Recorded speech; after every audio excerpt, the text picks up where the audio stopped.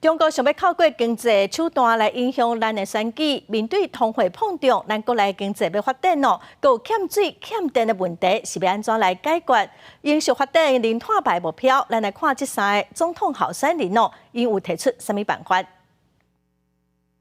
伫国发会的景气支票系统通看到，台湾的景气订号为2022年11月12分的价别，行到2023年11月20分的转向。台湾经济安怎继续发展，关系人民的生活。伫选战当中，三党总统候选人拢有提出政见，民众党国会地表示，民众怨叹啥物拢欠，所以伊要制定经济安全保障法，确保物资稳定。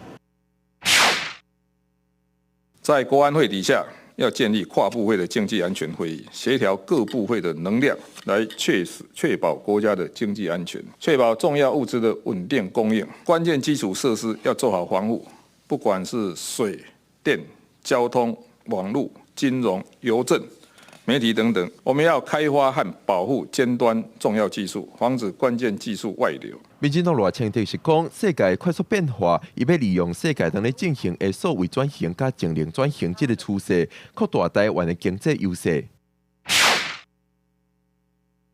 我们要持续壮大半导体产业，我们应该要提出半导体的国家级战略，协力厂商都能够在台湾成为一个生态系统，壮大半导体产业，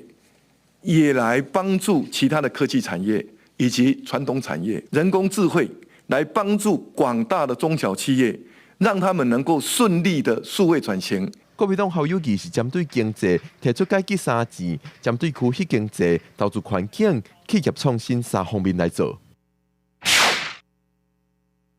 积极参与全球经济的整合，而且跟美国的协助，以及跟两岸要稳定的协商沟通，改善投资环境里面，电相重要嘛，水、再生水能够多提供回来，奖励他们，补助他们嘛。水资源的调度做好嘛，